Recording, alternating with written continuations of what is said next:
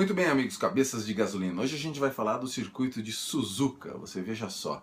Esse circuito que é muito interessante porque ele é muito antigo, né? Ele está mais ou menos com o mesmo traçado, foram feitas apenas pequenas mudanças desde que ele foi inaugurado ainda nos anos 60. Talvez por ser um circuito antigo, é justamente isso que às vezes atrapalha um pouco para tentar ultrapassagens, porque ele é um circuito estreito.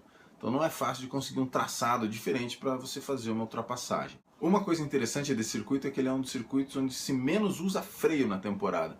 E adivinha por quê, né? Porque ele tem tanta curva de alta velocidade que só tem duas freadas de médio para forte no circuito todo, que são a do hairpin, lá do outro lado do circuito, e a freada para chicane Cássio, que é aquela última chicane famosa ali por causa da colisão em 89 entre o Senna e o Prost. Se a gente for fazer aquela nossa brincadeira de ver ali o traçado e olhar o que é, eu acho que vai acabar ficando como uma pomba da paz ou alguma coisa assim, né? Depende também do jeito que você está olhando para ele.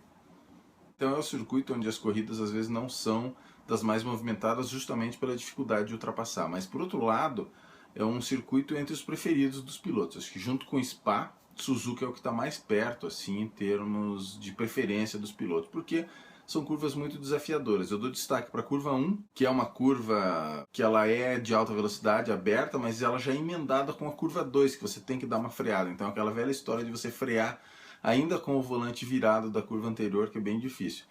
Tem a sequência dos S's, que é o próprio Sebastian Vettel, uma vez ele falou que ele tinha feito um traçado muito legal no ano anterior, mas que ele não estava lembrando naquele ano como é que fazia. Então tem que achar ali um jeito, eles chamam de um fluxo, né? Um ritmo ali naqueles S's que muitas vezes é difícil. Os S's, eles têm a característica de ser o lugar onde foi o acidente do Nigel Mansell em 87 que deu o título para o Nelson Piquet. Então nós temos vários títulos aí do Brasil em Suzuka, né? A gente tem o Piquet em 87, que foi o Mansell nos S's. A gente tem o Senna em 90, que foi a pancada fenomenal, mais de 200 por hora lá na curva 1 ainda, contra a Ferrari do Prost. E o título do Senna de 88, de certa forma, ele quase foi perdido na descida ali da reta dos boxes, porque ele deixou o carro morrer. E uma curiosidade é que a descida da reta dos boxes, justamente, né, ela é em descida, a reta dos boxes, e o Senna conseguiu fazer o carro pegar no tranco na descida, senão poderia ter dito adeus aí ao título de 88, veja só. Outras partes famosas do circuito são hairpin, onde o nosso amigo Kamui Kobayashi fez muitas ultrapassagens numa das corridas aí nos últimos anos. Ele transformou o hairpin num ponto de ultrapassagem com suas manobras banzai, que foi muito legal. Tem também a curva Spoon, que é muito famosa porque ela é em descida, é difícil, o carro fica tentando escapar. Inclusive o Kimi acabou rodando num dos treinos de classificação uma vez, que ele deu uma resposta atravessada para repórter depois. E claro, tem a 130R, uma das curvas mais desafiadoras da história da Fórmula 1. É um circuito estreito, você está em última marcha, está em velocidade máxima e tem que virar o volante com vontade de uma vez só para a esquerda.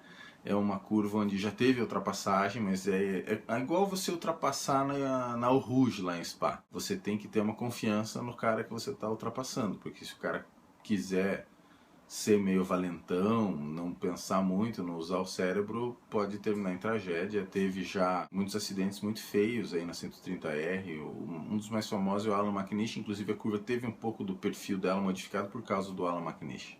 Bom, e que mais de Suzuka? Eu acho que o importante é também saber que é um circuito de pressão aerodinâmica. Com tanta curva assim, você precisa de um chassi fenomenal. Então, assim, ano passado a Mercedes dominou nos treinos, a Williams foi bem, eu acho que a Williams vai bem melhor do que em Singapura nesse circuito, porque depende muito mais de motor também.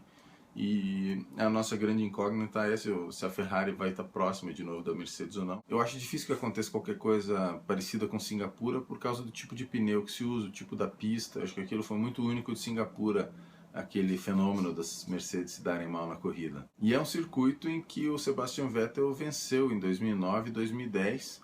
Logo no primeiro ano de Red Bull o Vettel já ganhou, então isso mostra um pouco o tanto que é um circuito de chassis. Ano passado teve a catástrofe, o acidente, a tragédia do Bianchi, isso a gente vai até falar em outro vídeo, então vai ter muita emoção também nessa corrida, muita gente se lembrando aí do acidente. Foi na curva Dunlop, que fica exatamente ali depois dos S's, é uma curva de alta velocidade. E mais pra frente, talvez em outro vídeo, a gente fale sobre especificamente o acidente do Bianchi, porque é um acidente que tem umas teorias de conspiração com as quais eu não concordo. Mas por enquanto, por hoje, é isso aí sobre Suzuka, a gente conversa no próximo então. Um abração para todo mundo e até lá!